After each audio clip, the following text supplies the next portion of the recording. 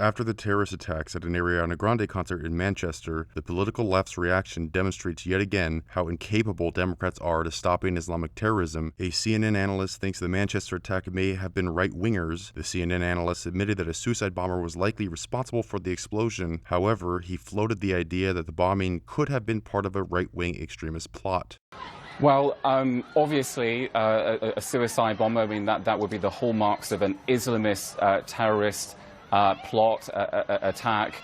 That certainly takes you down the Islamist terrorist direction. It must also be noted that in recent months in Europe there have been a number of false flag plots where right-wing extremists have tried to frame Islamists for terrorism. Left-wing publication Slate says the Manchester bombing was a massive act of gender-based violence, so I guess we shouldn't worry ourselves with terrorism and focus on misogyny. The Manchester suicide attacker was known to several security services, but not thought to pose an immediate threat. The UK Prime Minister Theresa May vows to defeat the ideology that often fuels this violence while refusing to name what that ideology is. Ariana Grande fans are using her bunny ears on social media to promote solidarity because that will stop terrorism for sure. Katy Perry made an impassioned plea for people to coexist and said that barriers or borders could detract from that goal. A Muslim spokesman blames Western foreign policy for the Manchester Jihad massacre.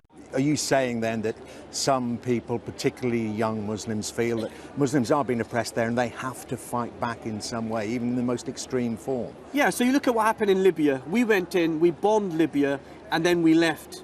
And ISIS was on the rise in Libya. The same in Afghanistan, the same in Iraq. So I'm arguing that because of our military adventures in these countries, we've allowed the terrorist narrative to take hold. The great thing that we've seen over the last 24 hours is a coming together of people in Manchester and in this country. And we've showed the world that whatever the terrorists do, whatever the far right do, we're not going to let you divide our community, and we stand in unity.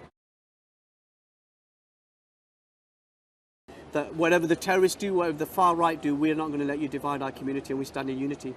Katie Hopkins, a columnist for the Daily Mail Online, tweeted a call for men of the West to stand up for their families and demand action from the powers that be to combat terrorists, and she was immediately tagged by leftists as inciting racial hatred. Connecticut Democratic Senator Chris Murphy believes Trump's rhetoric about Muslims could lead to terrorist attacks like the suicide bomber in Manchester. Just to get some clarification here, are you saying that you believe the rhetoric of the president makes this country more vulnerable for a terrorist attack right now? I am saying that.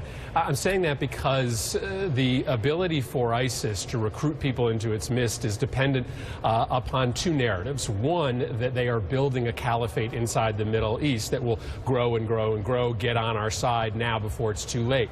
Well, that narrative is less available to them today because we are shrinking the territory they control. But their second narrative is join us because there is a war on between the East and the West, between the Christian world and the Muslim world, and we've got to fight the West, we've got to fight the Christian world at every turn, and Trump feeds that narrative by banning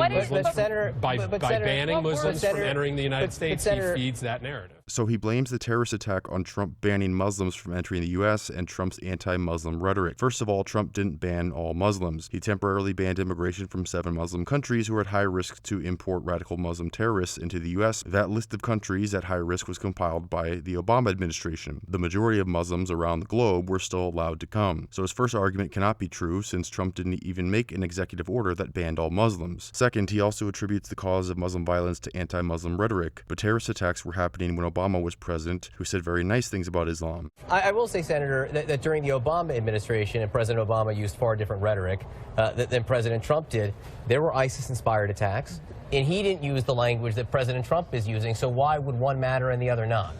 Well, I just explained it to you. Even CNN recognizes his obviously untrue answer for the Manchester terrorist attack, and they call this out and try to give him another shot to give a different answer that isn't retarded. But the idiot senator doesn't get the hint and reaffirms his stupid reasons for terrorist attacks that he said previously. Well, I just explained it to you. The fact of the matter is that there are two narratives available to them, but because of actions both of the Obama administration and the Trump administration, that territory has shrunk. So that second narrative is more important. This is called a bifurcation fallacy, or false dilemma, the assumption that there are only two exclusive options, so if one of them is eliminated, then the other option must be true. But his reasons are not the only two options for why terrorist attacks occur, but the reasons he provides are helpful to radical Muslims who want to disguise their motives and use foreign policy complaints and anti-Muslim rhetoric as the reason for radical Muslim violence. This ideology can only be defeated if you take away the wind that it is in its sails. Which is what? Wind is coming from our foreign policy. So okay, wait a minute. So you're saying, because we're getting into a bit of a chicken and egg situation here, you're saying it's the foreign policy that turned them into religious extremists, not the religious ideology that teaches them to be extreme, which then leads them to carry out attacks on us. Our contribution in those conflicts is a reason why there is more and more. But that's not the reason for it. Wait a minute. It's different being a catalyst than it is to being the reason at the heart of it.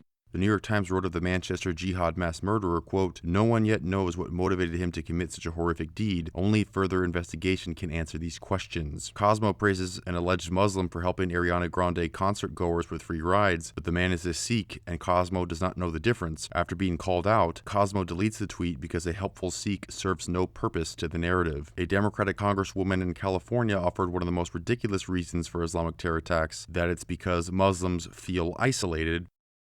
Most of the time, these are lone wolf operations that ISIS likes to take credit for.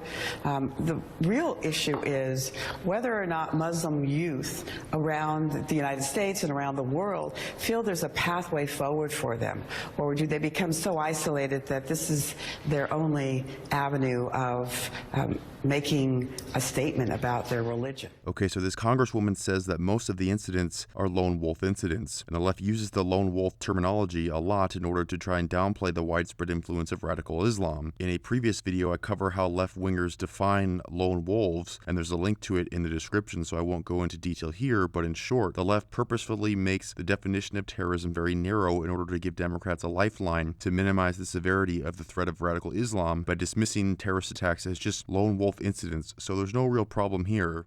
A school district in New York has announced it will set aside rooms in which its Muslim students can pray during the month of Ramadan. In Minnesota, 2 Muslims are arrested with guns and bomb-making materials and only get light charges. Police found an AK-47, another rifle, a handgun, a grenade, large amounts of ammunition, and what would later be identified as bomb-making materials, including a drone, and they're now facing single felony weapons charges and other misdemeanor charges and will be released in no time. An Australian imam says, "Make no mistake, Islamic scripture commands beheadings and the massacre of people." But no, we have a large number of youth that are being radicalized.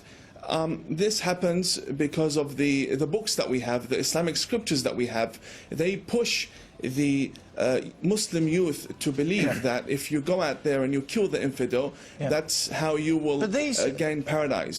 I don't know where the Imam got his information from. First of all, these scriptures existed for hundreds of years. And for the past 1,400 years, we have had a religion of war. That's exactly what we have had. This is not something I'm imagining. These are facts. We've had many wars. How did Islam spread from Saudi Arabia down to Indonesia and Bosnia? All spread by the sword. We had many wars. And for someone to come and say these Islamic scriptures have nothing to do with it, I mean, that's against the facts. That's not true. The Islamic scriptures is exactly what is pushing these people to behead the infidel. Let me tell you something. The people that are beheading, that the person that killed the young girls in Manchester did so believing he was going to dine with the Prophet Muhammad that very night. A UK leftist think tank warns that cutting immigration will damage the economy, despite the massive amounts of welfare benefits and the enormous cost to taxpayers that the immigration influx has caused. PayPal cancels the barenakedislam.com account and confiscates $6,000 from the account because speaking honestly about Islam is hate speech. Advertising publication Ad Age puts on its front page a mashup of similarities between Islam and Christianity, since Islam is taking a lot of heat for the Manchester terrorist attack, and they have to try and make it sound like Muslims Muslims are just the same as Christians. Muslims in Egypt murdered 26 Christians on a bus to celebrate Ramadan. The New York City Puerto Rican Day Parade honors the convicted terrorist Oscar Lopez Rivera, a former member of the Armed Forces of National Liberation, who served 35 years in prison for attempting to overthrow the U.S. government. So the left yet again shows its colors in what it really thinks of terrorists by celebrating them in parades. Okay, we'll stop getting involved in any foreign countries, okay? We'll stop doing any of that. But that ideology will still exist. They will still want to bomb us. They will still want to destroy.